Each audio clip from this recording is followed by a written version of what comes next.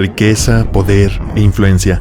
JP Morgan lo tenía todo. Poseedor de la primera empresa billonaria, dominó la mayoría de las industrias rentables de Norteamérica y en múltiples ocasiones, la economía de los Estados Unidos dependió literalmente de las acciones de JP Morgan. Con una simple palabra o una firma, podía salvar a una compañía del colapso o sentenciar la bancarrota. Odiado por algunos, admirado por otros. Nunca habrá otro hombre como JP Morgan. Esta es su historia.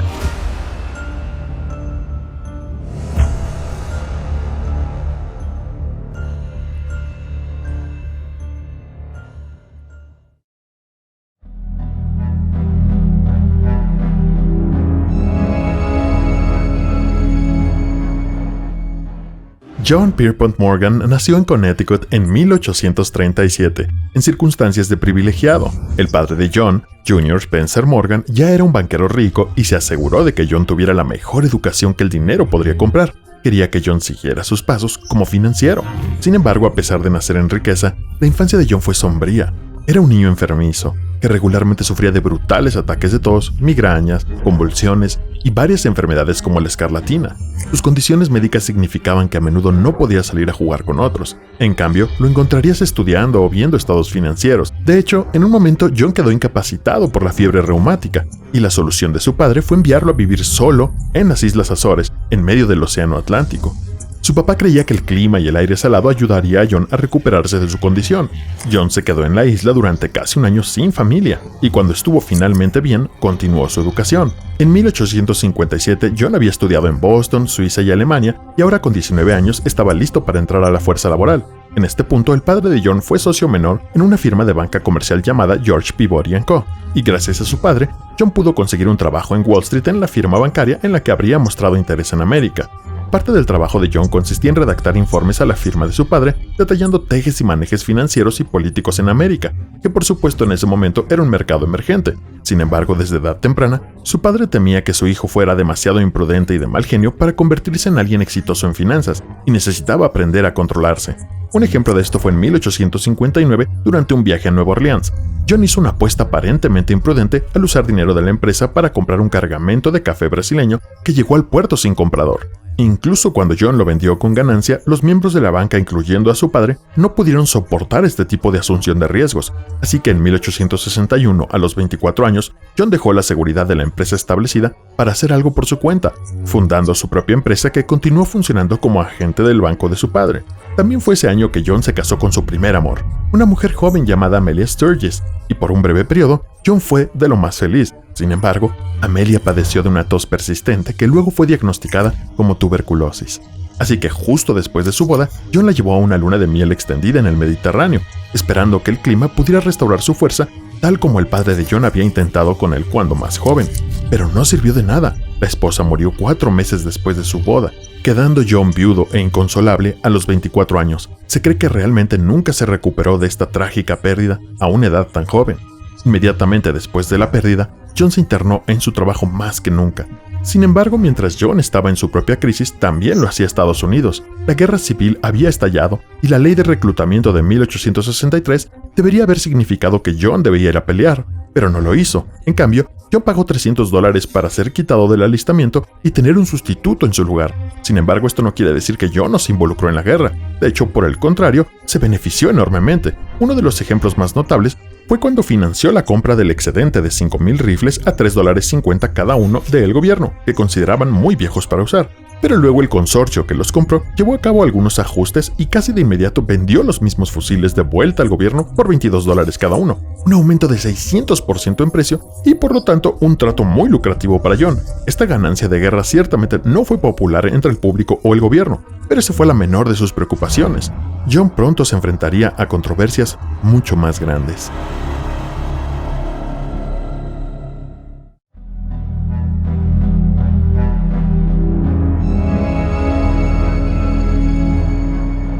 En 1871, John vio la oportunidad dorada de hacer equipo con uno de los principales financistas en el país, un banquero llamado Anthony Drexel. Juntos fundaron la Drexel Morgan & Co. Private Merchant Banking House. que más tarde pasó a llamarse JP Morgan & Co. Y esta sería la empresa que John administraría el resto de su vida, sirviendo como precursor del titán bancario moderno que conocemos hoy como JP Morgan Chase. Hasta ahora, en su mayoría solo había sido facilitador de tratos, como conexión entre inversores adinerados y visionarios a cambio de ganancias. Pero a medida que John acumuló una mayor fortuna personal y reputación, tuvo la capacidad de financiar muchos de estos proyectos, y John había identificado su primer gran inversión, el sistema ferroviario estadounidense. En ese tiempo la mayoría de las otras grandes industrias estaban dominadas por un solo magnate, como Carnegie dominando el acero y Rockefeller el petróleo, pero los ferrocarriles no estaban monopolizados. En realidad era todo lo contrario, había muchas empresas compitiendo y frecuentemente bajaban sus precios para ganar clientes, pero mientras que la mayoría veía el negocio como una feroz competencia, John vio oportunidad. Pensó que la respuesta era la consolidación, la fusión de ferrocarriles en lugar de competencia. Esto es porque John sabía que cuanto más grande el negocio, mayor beneficio de las economías escalables. John siempre intentaba convertir múltiples pequeñas empresas en conglomerados unificados. De repente, en lugar de competir, podía establecer los precios que quisiera al ser dueño de todos los ferrocarriles. John invirtió mucho en múltiples ferrocarriles que comenzó a consolidar. Se haría cargo de las empresas ferroviarias subfinanciadas, agilizando su gestión y eficiencia operativa y fusionando a las pequeñas empresas en un jugador dominante, aplastando a cualquier competidor restante para después tomar cargo también. John usó esta táctica con tal éxito que incluso se hizo de renombre, llegando a ser conocido como Morganización. Pero la otra cosa que John hizo diferente a los demás empresarios de la época fue que jugó un papel proactivo en la gestión empresarial de las empresas. John no estaba contento simplemente comprando acciones y luego descansando y acumulando ganancias. Era un hombre que anhelaba el control, necesitaba ser el que tomaba las decisiones. Así que regularmente usó su posición influyente en juntas directivas para dirigir la compañía como él lo creía correcto, a menudo reorganizando liderazgos a su gusto y ensamblándolas en monopolios, consigo mismo a la cabeza de la mesa, por supuesto. Cuando llegaban a él en busca de ayuda, él se negaría a menos que se le diera el control total. Esto no solo le dio a John el poder que quería, sino también creó una industria más estable que a su vez atrajo más inversiones. El dinero de Europa fluyó hacia las empresas ferroviarias en Estados Unidos, ahora que parecían más consolidadas gracias a John, y esto lo hizo más adinerado, por supuesto. Siguió adquiriendo más líneas de ferrocarril y constantemente quiso superar sus logros anteriores y ser más ambicioso. Por ejemplo, compró 250,000 acciones de William Vanderbilt, uno de los más destacados ferrocarriles en el país, de la línea ferrocarrilera central de Nueva York. Luego, al año siguiente, llevó a cabo la transacción más grande en bonos ferroviarios jamás hecha en los Estados Unidos, financiando la venta de $40 millones en bonos para llevar a cabo la terminación del ferrocarril del Pacífico Norte. Y así, tomó propiedad de 1/3 de todos los ferrocarriles en Estados Unidos, en un momento en el que 60% de la capitalización bursátil consistía en compañías ferroviarias. John ya no era un rico financista, estaba literalmente dando forma a conglomerados ferrocarrileros, lo que hizo crecer su poder y riqueza aún más. Y su creciente reputación como el formidable titán de la industria fue emparejado por su apariencia intimidante. John tenía una condición de piel llamada rosácea, que inflama y afecta los vasos sanguíneos de la nariz, haciéndola muy roja y desfigurada. También tenía rinofima, que hizo su nariz mucho más grande y cubierta de granos. John estaba en realidad muy consciente de su apariencia y se molestaba al ser fotografiado. Según su nieto, cada vez que John se hacía un retrato, siempre ordenaba que rehicieran su nariz para hacerla lucir normal, por lo cual no se nota tanto en sus fotos. Pero sus sorprendentes rasgos faciales combinados con su imponente altura y su forma agresiva de hablar mostraba a John como una presencia intimidante para el resto. Sin embargo, en 1901, parecía que John finalmente había conocido a alguien que le haría frente, el presidente Theodore Roosevelt. John acababa de consolidar su ferrocarril del Pacífico Norte junto con otros 2 en la región y creó una nueva sociedad masiva llamada Northern Securities Corporation, y había sido capaz de tener este tipo de prácticas monopólicas debido a su estrecha relación con el actual presidente, William McKinley. Pero luego McKinley fue asesinado y de repente Roosevelt se convirtió en presidente, quien tenía un punto de vista muy diferente sobre lo que John hacía. Ordenó al Departamento de Justicia presentar una demanda contra la empresa por violar la ley antimonopolio Sherman de 1890. Tras la resolución en la corte, la empresa fue dividida y esto fue solo el comienzo de una relación muy tensa entre ambos. Cuando Roosevelt iría a África un año, John dijo: "Espero que el primer león que se encuentre haga lo suyo". Sin embargo, para John esto solo era un pequeño contratiempo. Él ya estaba planeando algo mucho más loco.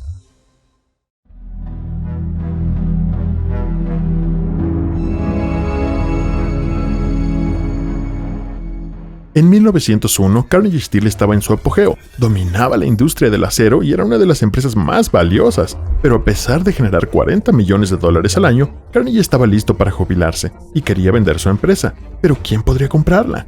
Ahí es donde John entra. Básicamente le dijo a Carnegie que pusiera un número, y lo hizo, $480 millones, que sería más que cualquier otro negocio en la historia. Y sin embargo, John aceptó en el acto. Más tarde confesó que habría pagado 100 millones más.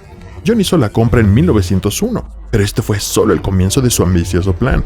Fusionó Carnegie Steel con la Federal Steel y algunos otros negocios para formar US Steel, el primer corporativo billonario del mundo, con una capitalización de mercado de 1.4 billones. Solo para ponerlo en perspectiva, toda la fabricación en el país fue capitalizada en un combinado de 9.000 millones. Este tratado dio control sobre aproximadamente 2/3 de la producción del acero, así que básicamente dos de las industrias más grandes eran acero y ferrocarriles, y John había conquistado ambas y no se detuvo ahí.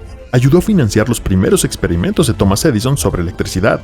Jugó un papel importante en la fusión de Edison Electric con sus competidores con el fin de crear General Electric, y también influyó en la creación de lo que más tarde se convertiría en AT&T. Su talento para combinar empresas y convertirlas en gigantes indetenibles no tenía rival, pero, desafortunadamente, una crisis estaba por comenzar.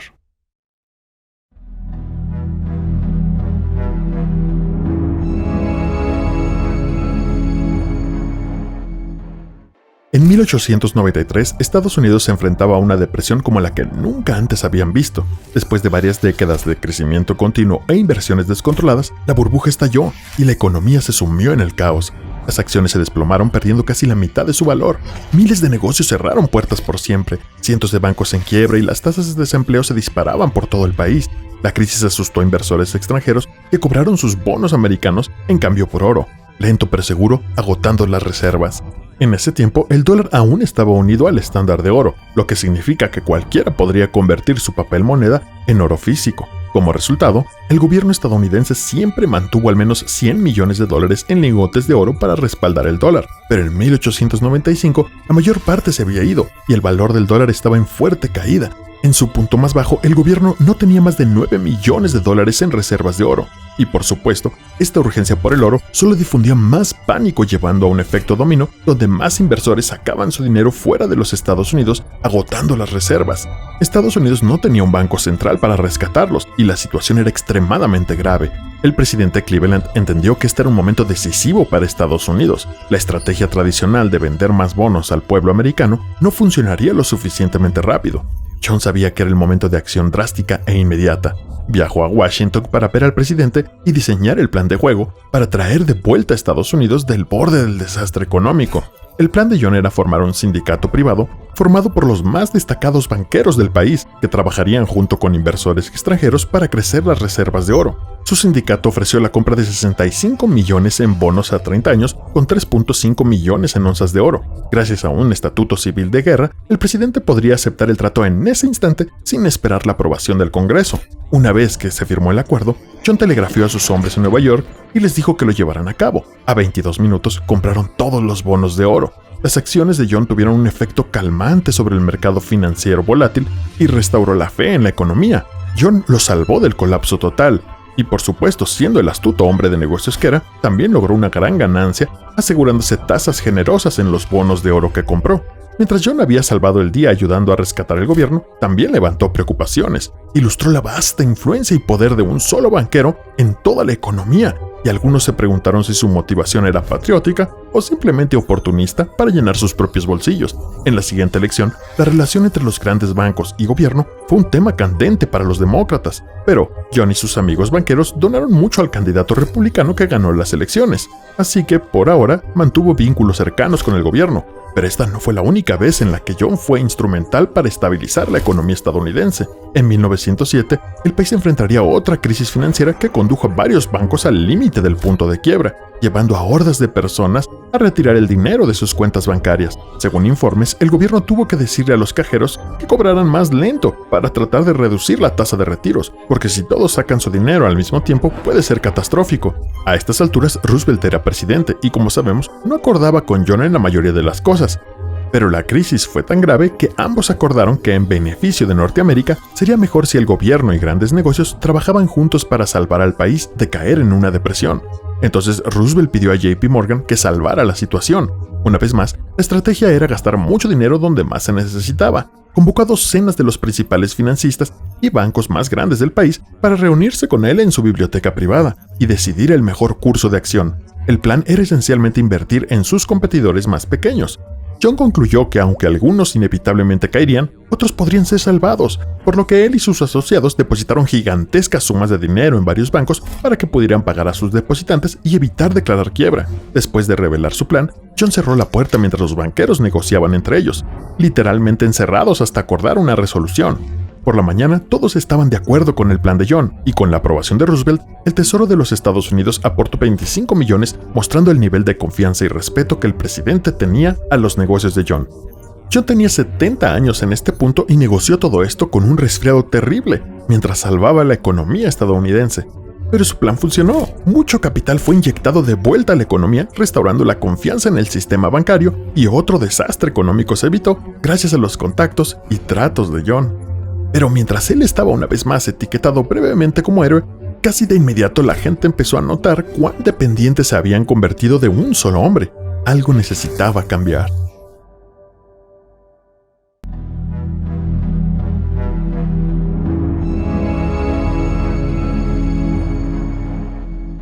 John se enfrentaba a un mayor escrutinio. La era del varón ladrón que podía conducir su negocio sin control y sin impedimentos estaba llegando a su fin, con un pueblo estadounidense cada vez más consciente de que un puñado de hombres de negocios ejercían tanto poder e influencia. John fue citado a declarar ante el comité de Puyo que querían investigar el verdadero alcance del fideicomiso de Wall Street y su papel en la economía americana. John estaba al frente de las audiencias y se convirtió en el rostro de poder de Wall Street. A pesar de su exitosa situación financiera, el estado mental de John se deterioraba, tenía múltiples ataques de nervios y luchó para hacer frente a la representación negativa que el público tenía de él en los medios. Irónicamente, estaba programado para abordar el Titanic, pero debido a problemas de salud canceló en el último momento. Mientras tanto, el comité allanó el camino hacia el establecimiento de la Reserva Federal. Estaba claro que no podían confiar en un puñado de individuos para arreglar la economía, pero John nunca vería las repercusiones de esta investigación, porque un mes después, el financiero de 75 años murió mientras estaba de vacaciones en Roma. Después de su muerte, el hijo de John se hizo cargo del negocio y continuó su expansión.